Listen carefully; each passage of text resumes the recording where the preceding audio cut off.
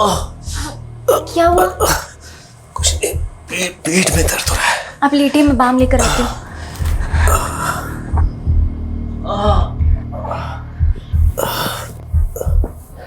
कितनी बार कहा है कि भारी सामान मत उठाया कीजिए। वर्कर लोग काहे के लिए रखे हैं? ज्यादा प्रॉब्लम हो गई और 10 दिन घर पे बैठना पड़ गया ना, तब पता चलेगा आपको। समझाइए अपने पापा को। थोड़ा आराम मिला? हाँ, आराम तो तुम्हारे हाथ लगाते ही मिल जाता है। अच्छा, तो एक काम करते हैं, एक क्लिनिक खोल लेते हैं। पेशेंट्स आएंगे, हम बस टच करेंगे और फीस ले लेंगे। खूब कमाई होगी और फिर हम उससे अपना एक नया बंगला ले लेंगे। सुनो, जितना टच करना है ना हमको कर लो, ठीक है? किसी और को किया ना बहुत बुरा होगा। तुम तो एक पर्सनल डॉक्टर हो ना। अच्छा। हाँ, और एक बंगले की बात, तो तुम्हारे लिए ना माल खरीदेंगे। अब पूछो माल का नाम क्या रखेंगे? क्या? रज्जी महल। तुम भी तो सीख लो जरा। छोड़िए ना, बच्चे तीनों जगे हुए हैं, क्या कर रहे हैं? चौथे को भी जगने दो। अरे सुनिए, क्या कर रहे हो? पगला रहे हो क्या? अरे पगला तो इसके बच्चे हैं। रुकिए, बेटा चोरी करता है और बहन खून। अरे भैया, बच्चों का मैटर है, भीड़ गए होंगे। अरे बच्चों का मैटर? मेरे बेटे को 16 टांके आए हैं, हॉस्पिटल में है वो, पता है? अरे तो उसका खर्चा हम दे रहे हैं ना। अरे रखो अपना खर्चा, हम बता रहे हैं। अगर हमारे बेटे को कुछ हुआ ना, पूरे परिवार में तुम्हारे मातम छाएगा। फिर भैया तुम्हें खर्चा करना सबके। ए भैया जी, ए चुप रहो। नहीं तो अभी के अभी सबका खोपड़ी फोड़ देंगे, बता रहे हैं। अरे का मार बुरा दोगे का इन्हें? हम कह रहे हैं ना आपसे, हम इन्हें समझाएंगे। अरे समझाओ मत, इनको बताओ। जैसे कुत्ते को बांध के रखते ना पट्टे से, अपने बच्चों को बांध के रखे, नहीं तो बता रहे बहुत बुरा होगा। अरे हाँ चरण भैया, हम समझाएंगे ना, आप जाइए ना। और किसी चीज की कोई जरूरत हो तो बताइएगा। अरे नहीं चाहिए हमें कुछ। कहाँ है दोनों? I'm sorry दीदी। तुम तो ए तनु बेटा, क्या हो गया? एक समय ऐसा था कि तुमको गुस्सा ही नहीं आता था, बात बात में भड़क जाती हो। क्या बात हो गया ऐसा? ताऊ जी, वो हमने ही आम चुराया था और कृष भैया हमको मारने लगे। फिर दीदी को गुस्सा आया और बेटा, और तुमने उसका सिर फोड़ दिया। तो बेटा क्या किया तुमने ये? हैं? तो क्या करते हम ताऊ जी? चुपचाप छोटू को मार खाने देते। अरे आम चुराता तो वापस छीन लेता। और ये जब देखो तो हमसे चिपके क्या कर रहता रही है। हो? ताऊ जी, हमारा दिमाग ऐसे ही खराब था। किस और बात ऊपर से किस बात पे दिमाग खराब हो गया तुम्हारा? कोई तुमको तंग किया? कोई बात हुआ? ताऊ जी वो अनु, छोटू, अरे जिंदगी बर्बाद करके रख दिया। ए प्रभात, ए सुनो सुनो सुनो सुनो सुनो सुनो सुनो सुनो तुम। अरे ए बच्चा लोग पे गुस्सा मत करना। गुस्सा हमको आ रहा है भैया, लेकिन इन दोनों पे नहीं।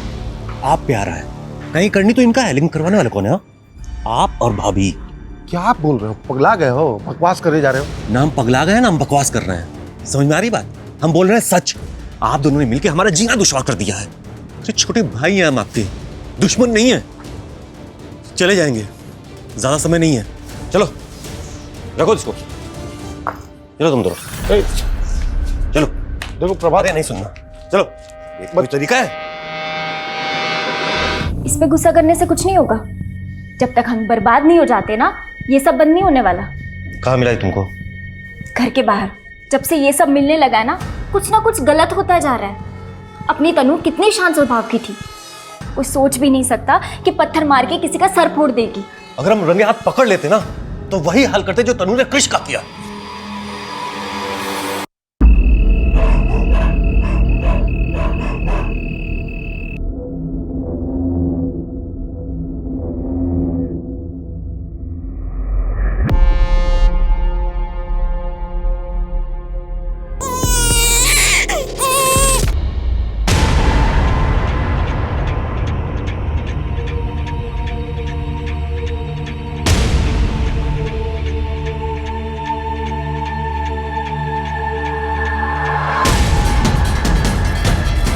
सर ये पूरे क्राइम सीन को सील कर दो।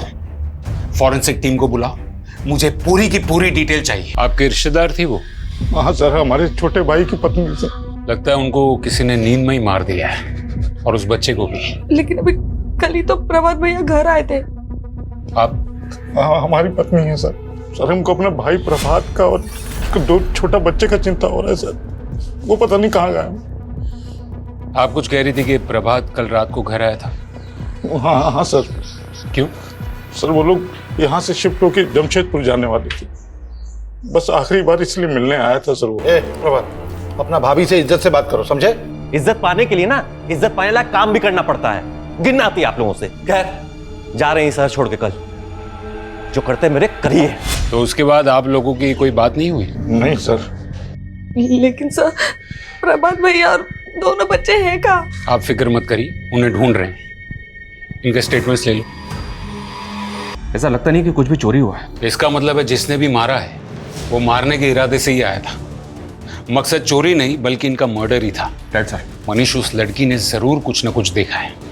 सवाल ये उठता है कि वो घर के बाहर पीछे वाले जंगल में कैसे पहुंचे, और उससे भी अहम सवाल ये है कि उनका बाप कहाँ है। सर कहीं ऐसा तो नहीं ये सब कुछ उनके बाप नहीं? इस वक्त कुछ भी रूल आउट नहीं कर सकते। सर यकीनन लड़की के स्टेटमेंट से बहुत कुछ पता चल सकता है, लेकिन वो काफी सदमे में है। अभी उससे कुछ भी पूछना सही नहीं होगा। कविता, उन दोनों बच्चों को मेडिकल एग्जामिनेशन के लिए भेजो। Yes sir.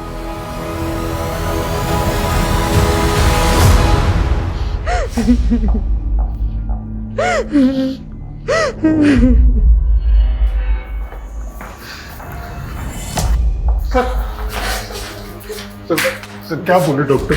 वैसे दोनों बच्चे अभी ठीक हैं, शारीरिक रूप से उन्हें कोई चोट नहीं पहुंची है, लेकिन क्या? तन्नू के दिमाग पर असर पड़ा है। शायद उसने कुछ देखा है, लेकिन क्या, ये वही बता सकती है। देखो, तुम्हें कोई कुछ नहीं करेगा, तुम बस बता दो कि तुमने क्या देखा। अगर तुम कुछ बोलोगी नहीं तो हम पापा को ढूंढेंगे कैसे? इसमें तो कोई शक नहीं है कि जब मर्डर हुआ तब तन्नू वहीं पर थी, क्योंकि तन्नू जब हमें जंगल में मिली तब उसके चेहरे पर और कपड़ों पर खून के छींटे थे। तनु और उसका छोटा भाई दोनों उसी कमरे में थे, पर किलर ने उनको नहीं मारा। मेरा मतलब सर, 2 चश्मदीद गवाहों को जिंदा छोड़ दिया। या तो किलर उनको जानता होगा और वो उनसे इतना प्यार करता होगा कि वो उन्हें मारना नहीं चाहता होगा, यानी कि उनका बाप। या फिर किलर ने उनको देखा ही नहीं होगा और तनु ने समझदारी दिखाई और वो अपने भाई को लेकर वहां से चुपचाप भाग गई और किलर को पता भी ना चले। ये बात समझ में नहीं आ रही। सर, प्रभात और रज्जी का फोन मिला है घर पे। हमने दोनों फोन फॉरेंसिक और साइबर वालों को दे दिए। तनु के लिए काउंसलर का इंतजाम हो गया? यस सर, कल से सेशन स्टार्ट हो जाएगा। सर वो लड़की पागल हो गई है, मैं नहीं। और आप ऐसा सोच भी कह सकते हैं? तुमने उनको धमकी नहीं दी थी? हम बता रहे हैं, अगर हमारे बेटे को कुछ हुआ ना, पूरे परिवार में तुम्हारे मातम छाएगा। एक बाप अपने बेटे को खून देखेगा ना तो गुस्सा तो आएगा ना। और उसी गुस्से में तुमने उसी तरह से उसकी माँ और उसके भाई का सर फोड़ दिया। सर आप फिर से वही बात कर रहे हैं। जब से मेरे बेटे का सर फटा है ना सर, मैं उसके पास ही हूँ, उसको छोड़ के कहीं नहीं गया हूँ। शहर छोड़ के कहीं मत जाना, और जब भी बुलाया जाए पुलिस स्टेशन आ जाना। सर प्रभात एक ग्रोसरी शॉप चलाता था मार्केट एरिया में, आमदनी ठीक ठाक थी। उसको आखिरी बार सुबोध के घर से निकलते देखा गया था। ये प्रभात और सुबोध के बीच में बनती थी? कुछ टाइम पहले तक दोनों फैमिली साथ में रहती, फिर रज्जी ने एक बच्चे को जन्म दिया। फैमिली बढ़ गई तो प्रभात अपनी पत्नी के साथ किसी अलग जगह पे शिफ्ट हो गया। तो पैसों का या पुश्तैनी जायदाद का कोई बंटवारा? नहीं सर, किसी पुश्तैनी जायदाद का कोई बंटवारा नहीं। सुबोध राजकीय विद्यालय में टीचिंग करता है और प्रभात के दोनों बच्चे उसी स्कूल में पढ़ते हैं। और दोनों की पत्नियां?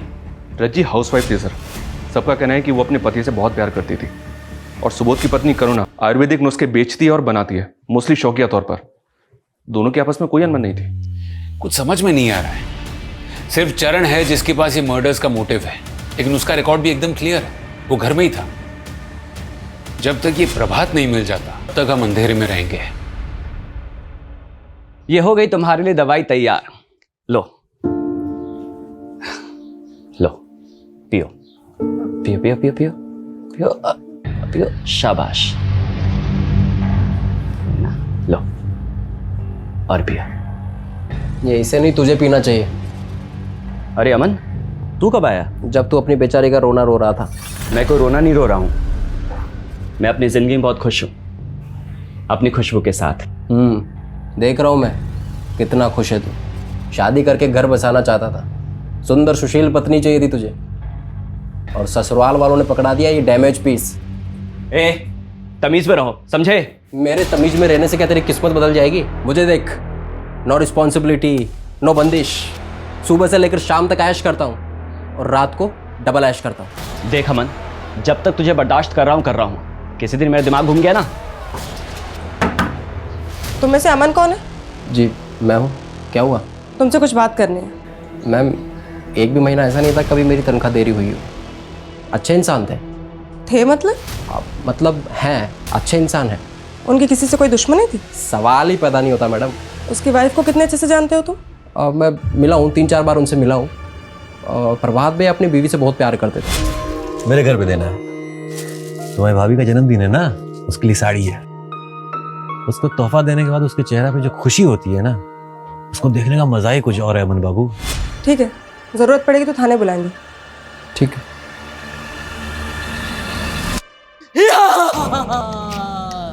मैं ड्रैगन हूँ, मैं सबको खा जाऊंगा। मुझे सिर्फ छोटू की हंसी रोक सकती है, नहीं तो मैं अमर हूँ। और जैसे जैसे छोटू की हंसी बढ़ती जाएगी, वैसे वैसे मेरी शक्ति कम हो जाएगी।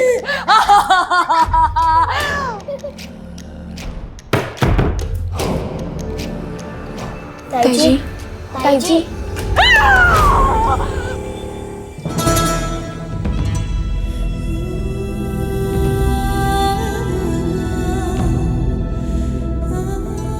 सुबोध जी, लगता है आपकी वाइफ इन बच्चों से बहुत प्यार करती है।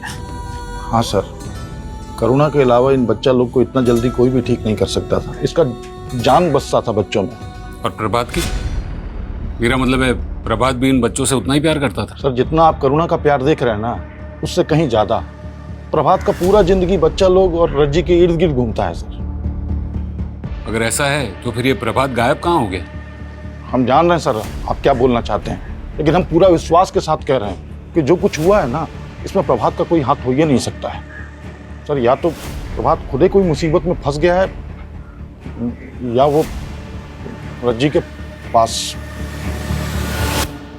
सर, रज्जी के फोन से कुछ मीडिया डिलीट किया गया था, उसे रिट्रीव किया जा रहा है। रज्जी और प्रभात के कॉल रिकॉर्ड्स भी आ गए हैं। इनको ना तो किसी अननोन नंबर से कॉल आया था, ना ही इन्होंने किसी को कॉल किया है। इनफैक्ट सिर्फ 2 कॉल्स प्रभात को दुकान से आए थे, बाकी सारी कॉल्स उनके आपस में ही है सर।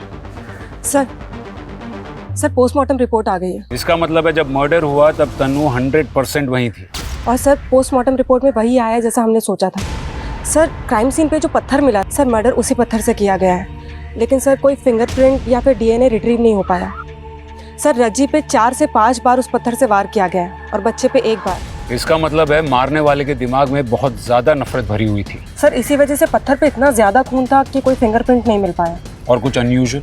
यस सर, रज्जी के साथ भी हुआ था। व्हाट? लाश के साथ? मतलब नेक्रोफिलिया? मतलब ये बंदा मुर्दों के साथ था। बच्चों के लिए काउंसलर आ रहे हैं ना? Yes sir. देखो बेटा, हम जानते हैं कि आप बहुत दुखी हो, लेकिन उस किलर ने आपके छोटे भाई गोलू को बहुत चोट पहुंचाई है ना, और आपकी माँ को भी ना। बेटा, उस आदमी ने जब आपके छोटे भाई को और आपकी माँ को मारा तब आप वहीं थी ना? क्या हुआ था वहां?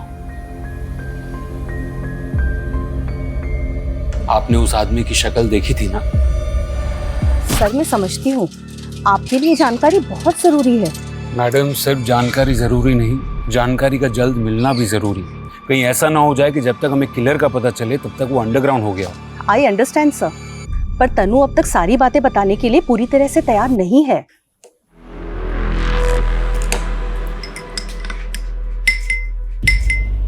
ताई जी, आप ये दूध में क्या मिला रही हैं? बेटा, ये जड़ी बूटी ताकि तुम दोनों को अच्छे से नींद आए और खासकर तुम्हें बुरे सपने ना आए। ताई जी, हमको बहुत डर लगता है। इसीलिए तो दवाई दे रही हूँ, सारा डर खत्म हो जाएगा। अब चलो चलो बेटो, यहाँ पे चलो। गुड गर्ल, ये लो, और पूरा खत्म करना है, ठीक है ना? पियो पियो पियो। Good boy.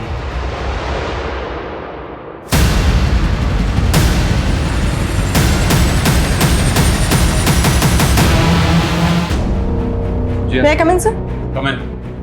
सर रज्जी के फोन से जो मीडिया फाइल डिलीट हुए थे वो मिल गए। कुछ पिक्चर्स थे सर, ये। मतलब रज्जी किसी और के साथ? क्योंकि फोटो में इस आदमी की डील डॉल देखकर ये तो साफ पता चलता है कि ये प्रभात नहीं है। सर हो सकता है रज्जी को कोई ब्लैकमेल कर रहा हो। मुमकिन है सर, प्रभात ने ये फोटो देख ली हो और गुस्से में आकर उसने रज्जी का खून कर दिया। गुस्से की वजह अगर बेवफाई है तो इंसान हैवान बन जाता है, वो कुछ भी कर सकता है। लेकिन उसने अपने बच्चे को क्यों मारा होगा? हो सकता है सर, प्रभात को ये शक हो गया हो कि ये बच्चा उसका नहीं है, इसी आदमी का है, और शायद इसी वजह से और सर उसके भैया भाभी बच्चों से जितना प्यार करते हैं उसे यकीन होगा कि वो उन्हें संभाल लेंगे। शायद इसी वजह से वो ज्यादा सदमे में है और हमें कुछ बता नहीं पा रही है। लेकिन जब तक प्रभात नहीं मिल जाता तब तक सच्चाई बाहर नहीं आएगी। ये प्रभात के नाम का डबल अलर्ट जारी करो और साइबर टीम से कहो कि ये पता करे कि रज्जी को ये फोटोज किस नंबर से भेजे गए थे, और फॉरेंसिक डिपार्टमेंट से कहो कि उस बच्चे की डीएनए टेस्ट भी करवाए। अरे हमको भी तो पता चले कि वो बच्चा प्रभात का था भी या नहीं। Okay sir.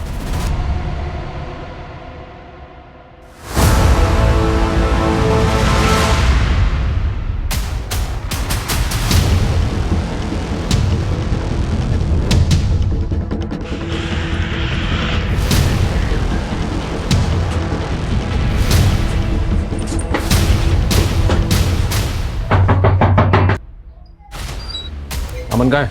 समीर कौन है? चल अरे अरे सर मैंने क्या किया सर? अभी थोड़ी देर में तो खुद बताएगा कि तूने क्या किया है। सर पर हुआ क्या? सर सर सर तूने रज्जी को फोटो भेजे थे ना? सर मैंने नहीं भेजे, हो सकता है मेरे फोन से किसी और ने भेज दिया। तूने रज्जी को फोटो भेजे थे कि नहीं? सर मैंने भेजे थे। वो प्रभात भैया ने एक बार मुझे अपने घर भेजा था किसी काम के लिए। भाभी जी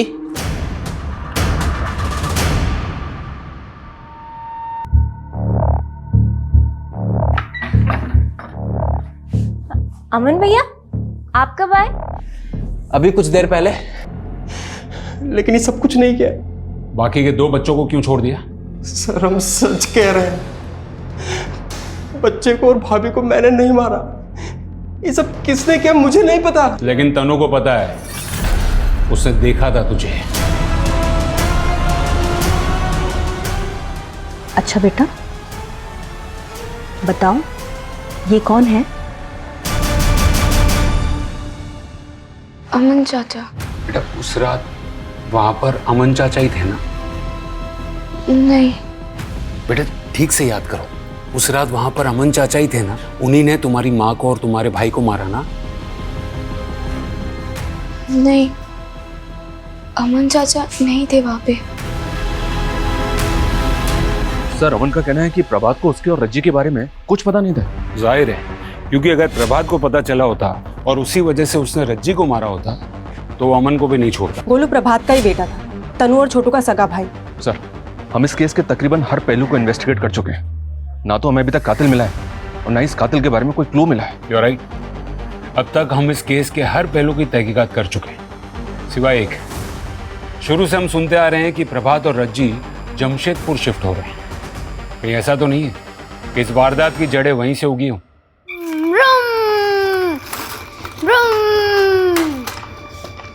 छोटू हमको आज से बात ही नहीं करनी। हमसे गुस्सा हो तुम? देखो हमें तुम्हारी फिक्र है ना, इसलिए हम कभी कभी तुम पर गुस्सा करते हैं। कभी कभी तो आपसे डर भी लगता है। तुम्हें कुछ नहीं हो, इसलिए तो हम तुम्हें कभी अपने आंखों से दूर होने नहीं देना चाहते ना। अच्छा सॉरी, कान पकड़ के सॉरी। मम्मी पापा तो छोड़ के चले गए, अगर आप भी ऐसा करोगे तो। सॉरी बोला ना, अब आजा जल्दी से। ये अब से हम लोग हमेशा साथ रहेंगे, खुश रहेंगे। हाँ दीदी, पर रहेंगे कहाँ? मैडम हम प्रभात को 20 सालों से जानते थे, वो बहुत अच्छा आदमी था। उनकी किसी से कोई दुश्मनी? सवाल ही नहीं उठता मैडम, लेकिन वो कहते हैं ना, घर का भेद ही लंका ढाए। क्या मतलब? मतलब उनके भैया और भाभी उनके दुश्मन बने बैठे थे। लेकिन हमें तो पता है कि भैया भाभी दोनों बच्चों से बहुत प्यार करते थे। मैडम हम कहाँ मना कर रहे हैं इस बात से, लेकिन ज़रूरत से ज़्यादा प्यार भी जहर बन जाता है। करुणा भाभी प्रभात को अपने बच्चे की तरह समझती थी, रज्जी को भी फूलों की तरह रखती थी करुणा भाभी। लेकिन फिर तन्नू के जन्म के बाद करुणा भाभी ने बच्चे की सारी जिम्मेदारी अपने सर पर ले ली। कभी कभी तो यही समझ नहीं आता था कि बच्चे की माँ रज्जी है या फिर करुणा भाभी। बस यही बात रज्जी को खलने लग गई। हमें पता है कि जब प्रभात ने अलग होने की बात की थी तो दोनों भाइयों में काफ़ी कहासुनी हुई थी। जी बिल्कुल मैडम, करुणा भाभी की तबीयत फिर बिगड़ने लग गई, उन्हें दौरे से पड़ने लग गए। सुबोध भैया ने उनका इलाज कहाँ कहाँ नहीं करवाया। लेकिन फिर दोनों भाइयों के बीच में एक समझौता हुआ कि करुणा भाभी कभी कभी बच्चों से मिलती रहेगी। थोड़ा समय लगा, लेकिन करुणा भाभी ने इस समझौते को स्वीकार लिया। सर जमशेदपुर से कोई खास खबर नहीं है, सिर्फ इतना पता चला है कि प्रभात ने वहाँ पे घर किराए पे लिया था जहाँ वो शिफ्ट होने वाला था। हाउस ओनर नेबर से भी बात की पर कुछ अनयूजुअल मिला नहीं। लेकिन एक बात तो साफ है कि यहाँ करुणा और सुबोध ये बिल्कुल भी नहीं चाहते थे कि प्रभात और उसका परिवार शहर छोड़ के जाएं। करुणा जी, सुना है वो अपनी ममता में इतनी बेकाबू हो गई थी कि प्रभात और उसका परिवार शहर छोड़कर न जाए, इसलिए आपने टोने टोटके का सहारा लेना शुरू कर दिया था। देखिए, जितना जल्दी सच बोलेंगे ना उतना बेहतर रहेगा तुम दोनों के लिए। सर, हम अपना करुणा को टूटते हुए नहीं देख सकते थे सर, इसमें हमारा जान बसता है। और अगर ये मां नहीं बन सकती है तो इसमें इसका क्या गलती है सर? और क्या किया है इसने? बस बच्चा लोगों को प्यार किया है ना सर। आप बताइए, बच्चा लोगों को प्यार करना कोई कानूनी जुर्म होता है क्या? और सर, बात सिर्फ उनके यहाँ जाने की नहीं थी, इसलिए मैंने सोचा कि अगर मैं काला जादू करूंगी तो वो थोड़ी ठीक हो जाएगी। आखिरी बार जब प्रभात तुमसे मिलने आया तब तुम्हारी उससे लड़ाई हुई थी? नहीं सर, हम अपना भाई से कभी लड़ ही नहीं सकते थे, वो तो थोड़ा कहा सुनी हो गया था। प्रभात, अपना भाभी से इज्जत से बात करो, समझे? इज्जत पाने के लिए ना इज्जत पाने लायक काम भी करना पड़ता है। वो सब भूल गया था सर, वो सब कुछ भूल गया था जो हम उसके लिए किए थे। वो बस हमसे पीछा छुड़ाना चाहता था और इसीलिए तुमने उसकी जान ली। उन दोनों बच्चों को छोड़ दिया जिससे तुम्हारी पत्नी को लगाव था, लेकिन उस मासूम बच्चे की जान ले ली जिसे रज्जी ने अपने करीब रखा था। और फिर अपने बदले की आग में तुमने रज्जी की लाश के साथ भी। क्या बोल रहे हैं सर आप? कितना घिनौना इल्जाम लगा रहे हैं। सर कैसी बातें कर रहे हैं आप? सर हमने ऐसा कुछ नहीं किया, मैं कह रही हूँ ना, हमने कुछ नहीं किया है सर, कुछ नहीं किया है। इनके खिलाफ हमारे पास कोई सबूत नहीं है। सर तनु इनके ही घर में रह रही है, कहीं ऐसा तो नहीं कि इनके डर से वो कुछ नहीं कर रही? अनीश, वो उनकी गाड़ी में, सिर्फ शक के बिना पर हम कोई कदम नहीं उठा सकते। फिर भी उन पर 24 घंटे नजर रखो। कमाल है, हर कोई ऐसा कह रहा है कि हत्याकांड के कुछ दिनों पहले से ही तनु अजीब बिहेव कर रही थी। वो अपने छोटे भाई के लिए वो क्रिश पर जानलेवा हमला भी कर दिया। आखिर एक 10 साल की बच्ची में इतना अग्रेशन किस बात का? अरे वाह तनु बेटा, आज तो आपके चेहरे पे न गुस्सा है न डर। अच्छा एक बात बताओ, दुनिया में आप सबसे ज्यादा किससे प्यार करते हो? छोटू से। छोटू से? वो है ही इतना प्यारा, तभी तो आप छोटू को सबसे बचाते ही रहती हो, है ना?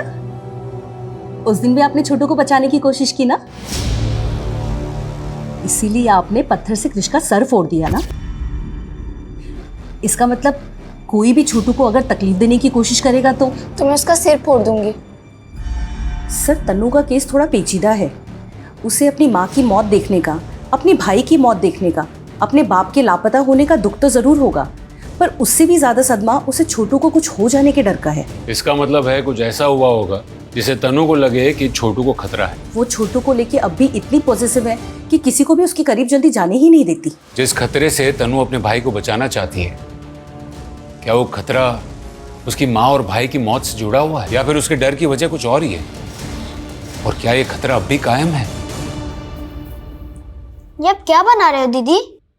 ये रज्जी महल है, ये पापा ने हमारे लिए बनाया। यहाँ आंगन में होगा झूला और फिर यहाँ से ऊपर जाने के लिए हमारे कमरे में होगी सीढ़ी और हमारे कमरे में होगा एक गद्देदार बेड जिसमें तुम खूब उछलोगे, है ना? हाँ। माँ पापा भी वहाँ होंगे? क्या वो हमारा इंतजार कर रहे हैं? माँ तो नहीं, लेकिन पापा जरूर होंगे वहाँ पे। सब प्रभात की मौत हुई 12 दिन पहले और उसकी डेड बॉडी मिली है अभी 2 दिन पहले। पोस्टमार्टम में मौत की वजह? सर पे चोट। मतलब वैसे ही जैसे रज्जी और उसके बच्चे को मारा, लेकिन मर्डर के लोकेशंस अलग अलग हैं। जिस जंगल में प्रभात की लाश मिली, हो सकता है किलर ने प्रभात को उसी जंगल में मारा, वहाँ डंप किया और फिर प्रभात के घर चला गया। इसका मतलब है मनीष कि वो दोनों बचे हुए बच्चों को भी मारने की कोशिश करेगा। हमें तनु के बारे में और जानकारी निकालनी होगी। उसकी मानसिक स्थिति इस वारदात के पहले कैसी थी, उसका बिहेवियर, उसके दोस्त, सब कुछ। सर पूछताछ में पता चला है कि सुबोध ने स्कूल जाना शुरू कर दिया, जबकि हमें अभी ही प्रभात की डेड बॉडी मिली है। तनु की तो स्कूल में सबसे अच्छे स्टूडेंट्स में गिनती होती थी सर, और स्कूल के सारे स्टाफ को बड़ा दुख हुआ था ये सब जानकर। अच्छा, इस घटना से पहले तनु के साथ कोई हादसा हुआ था क्या?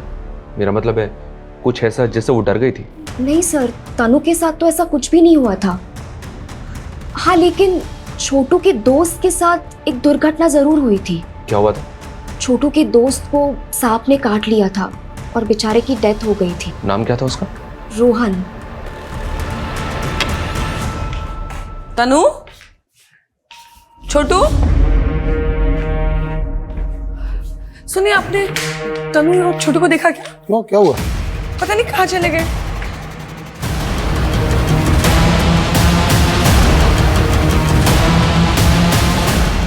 स्कूल स्टाफ का कहना है सर कि छोटू के फ्रेंड रोहन की मौत सांप के काटने से हुई थी, जबकि रोहन के नेबर्स का तो कुछ और ही कहना है। क्या मतलब? उनका कहना है कि रोहन ने पॉइजन खा के आत्महत्या कर ली थी। क्या? जी सर। लेकिन एक 8 साल का बच्चा सुसाइड क्यों करेगा? कहीं ऐसा तो नहीं कि तनु ने रोहन के साथ गलत होते हुए देख लिया हो और इसीलिए वो छोटू को अपने पास ही रख रही थी? हाँ बोलिए। हेलो सर, हमारे बच्चे कहीं नहीं मिल रहे सर, हमने हर जगह ढूंढ लिए, कहीं नहीं मिल रहे सर, आप प्लीज हमारे बच्चे को ढूंढ लीजिए। मॉलेस्टेशन? सर, मैं यकीन के साथ तो नहीं कह सकती, लेकिन एक आदमी को देखा गया है स्कूल में जो अक्सर बच्चों के काफी करीब रहता था। बस दीदी, अब नहीं पीना। बेटा थोड़ा और पी लो। नहीं आंटी। बेटा, ऐसे किसी को बिना बताए कहीं चले जाना ये गलत है ना? कहाँ जा रहे थे? रज्जी महल जा रहे थे हम लोग। रज्जी महल? ये कहाँ है? अंकल, पापा ने जमशेदपुर में हमारे लिए घर बनाया, उसका नाम उन्होंने रज्जी महल रखा है। हम वहीं जा रहे थे ताकि मेरे छोटू को कुछ ना हो।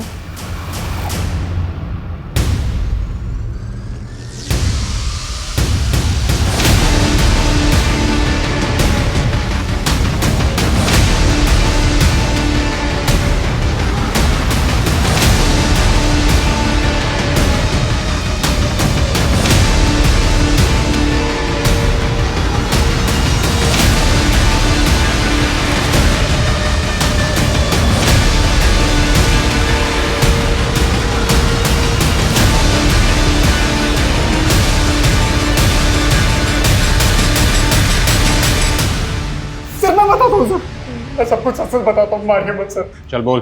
सर, मैं स्कूल की कैंटीन में चीजें सप्लाई करता हूँ, बस मेरी एक ही गंदी आदत है सर, उसी में फंस जाता हूँ सर। ऐसे ही एक दिन मुझे रोहन मिल गया और रोहन ने तो आत्महत्या कर ली, लेकिन तुझे डर था कि तन्नू कहीं तेरा राज ना खोले, इसलिए सबसे पहले तूने प्रभात को मारा और फिर उसके घर गया उसके पूरे परिवार को मारने के लिए। सर, मैं मानता हूँ कि मैं गंदा आदमी हूँ, पर सर मैं कातिल नहीं हूँ सर, मेरे यकीन मानिए सर। अच्छा बेटा बताओ, आपने उसका चेहरा देखा था? कौन था वो? बताओ बेटा, कौन था वो? क्या वो धर्म मामा थे या कोई और? मुझे इसी बात का डर था। तन्नू का दिमाग उस हादसे की याद को दबाने की कोशिश कर रहा है। अगर वो कह रही है कि उसे कुछ याद नहीं, तो वो झूठ नहीं बोल रही, बल्कि उसका दिमाग उसके साथ खेल रहा है। उसका ब्रेन उसे ये सोचने पे मजबूर कर रहा है कि छोटू की जिंदगी की सलामती ही उसके लिए सबसे ज्यादा जरूरी है। हमें उसे थोड़ा और वक्त देना चाहिए। अमन, सुबोध और धर्म, ये हमारे 3 सस्पेक्ट्स हैं। अमन और धर्म सेक्सुअल ऑफेंडर्स की लिस्ट में आते हैं और वो हमारी हिरासत में। अमन और धर्म ने बाकी सारी चीजों को मान लिया है, लेकिन ट्रिपल मर्डर से साफ इनकार कर दिया है। फॉरेंसिक भी धर्म के फेवर में है। किसी ने भी उसे प्रभात के घर आते जाते देखा नहीं है, यहाँ तक कि उसकी फोन की लोकेशन भी वहां की नहीं है। ये रैंडम किलिंग भी नहीं हो सकती सर, क्योंकि प्रभात को उसके घर में नहीं मारा गया। इसका मतलब साफ है, प्रभात को मारने वाला उसको और उसकी फैमिली को अच्छी तरह से जानता था। बिल्कुल, उसने पहले प्रभात को मारा होगा और फिर वो उसके घर गया होगा। रात का वक्त था, इसलिए जाहिर है सब लोग सो रहे होंगे और इसलिए वो दीवार फांद कर कुंडी तोड़कर घर में घुसा होगा। उसे कहीं विश्वास था कि तनु और छोटू कुछ नहीं बता पाएंगे, इसलिए रज्जी और छोटे बच्चे को मारने के बाद वो उन दोनों के पीछे भागा नहीं, ना ही उन्हें ढूंढने की कोशिश की, बल्कि मरी हुई रज्जी करने लगा। ये ट्रिपल मर्डर को अंजाम देने वाला घर में सिर्फ और सिर्फ अपने दिमाग के फितूर को शांत करने आया था। अपने नेटवर्क को और भी ज्यादा एक्टिवेट करो, खबरियों की मदद लो और ये जानने की कोशिश करो कि उनकी फैमिली में दूर दूर तक ऐसा कोई रिश्तेदार है जिसकी सेक्सुअल दरिंदगी की हिस्ट्री हो। Okay sir. Okay sir.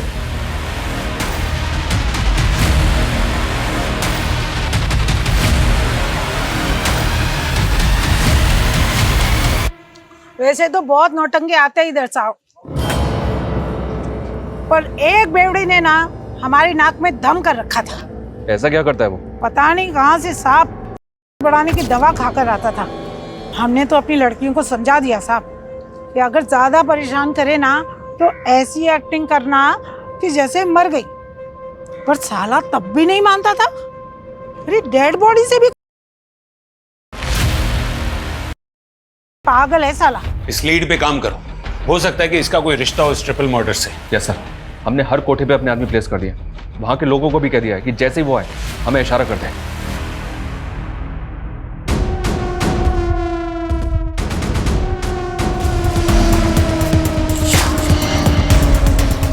Sameer Sheikh, अमन का बड़ा भाई, चल बोल। मैं उसे हर हाल में पाना चाहता था, भले ही एक रात के लिए सही, लेकिन वो लोग शहर छोड़ के जाने वाले थे तो मैंने भी उम्मीद छोड़ दी थी। फिर उस रात जब मैं अपने काम से वापस लौट रहा था, मैंने तो बस इसलिए मारा था ताकि वो बेहोश हो जाए और मुझे पहचान न सके। लेकिन वो तो मर गई, और वो बच्चा, उसकी आवाज मेरे कान में चुभ रही थी। इतनी हैवानियत, इतनी दरंगी।